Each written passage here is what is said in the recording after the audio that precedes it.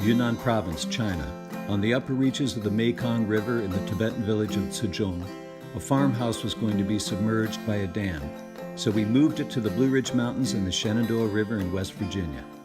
This is the story of rebuilding the farmstead as a living museum for experiential learning, cultural exchange, and environmental stewardship, the China Folk House Retreat.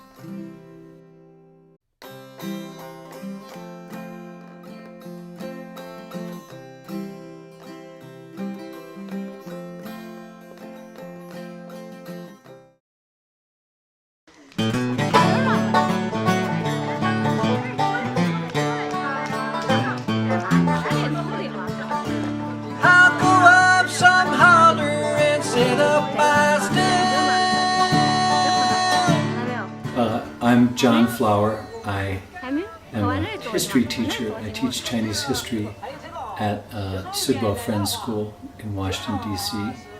And I've been coming to China since 1991 and working with my wife and partner, Pamela Leonard, in the countryside.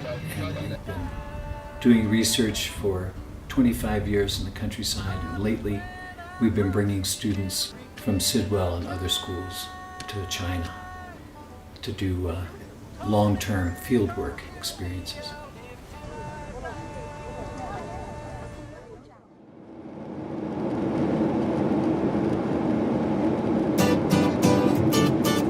I was sitting in the office one day where there's 7 or 8 of us who work together. We all teach history.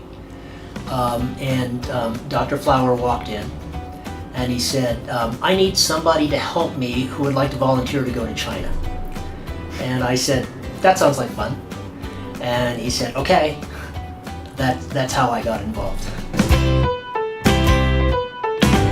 I was just visiting Mr. Flower at Sidwell, and he mentioned that he had been visiting this village, and he said he found this great house, this great farmhouse there, and it was going to be flooded, and he was trying to save it and hopefully move it back to the United States. And immediately I just thought that was such a cool idea.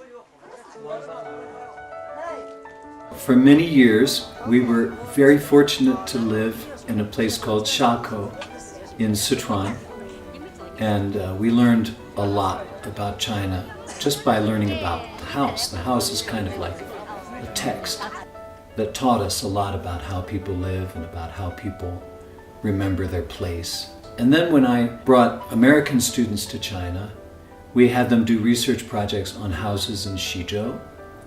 We've done that for many years.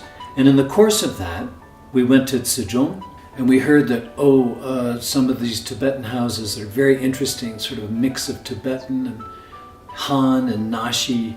And so in 2014, we went for a walk and we walked down to see where the hamlet was that was going to be flooded, and we met Mr. Zhang, and Mr. Zhang invited us into his home. And I remember saying to him at the time, "Oh, your house is so beautiful. It's a shame we can't just take it down and bring it to America."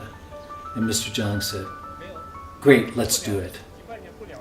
So I thought, wouldn't it be cool, instead of taking students to China to see houses, if we could take a Chinese house to the students so that they could see it in another place.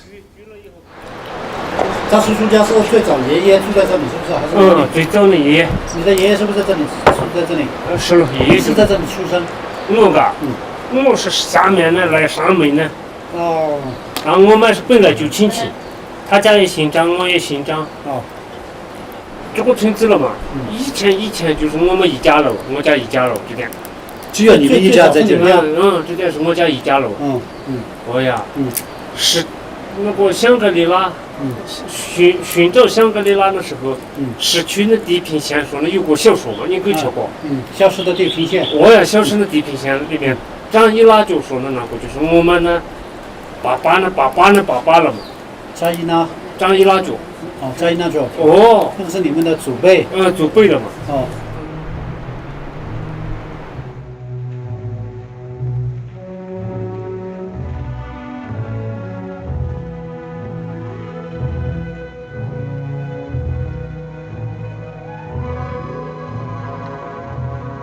你们在哪来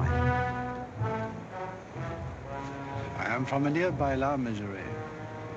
My name is Chag. Welcome to Shangri-La. You see, we are sheltered by mountains on every side. A strange phenomenon for which we are very grateful.